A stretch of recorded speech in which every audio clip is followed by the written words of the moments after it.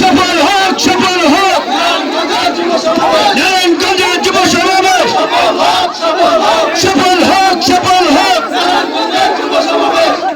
আমি আমাদের সকল নেতৃবৃন্দকে, আমাদের শুভাকাঙ্ক্ষী সমর্থক যারা আজকে এই সমাবেশে এসেছেন, তাদেরকে শান্তিপূর্ণভাবে এই ময়দানে উপস্থিত থেকে ধৈর্য এবং শৃঙ্খলার পরিচয় দেওয়ার অনুরোধ জানিয়ে ধৈর্য সহকারে প্রোগ্রাম সম্পন্ন করার অনুরোধ জানাবো।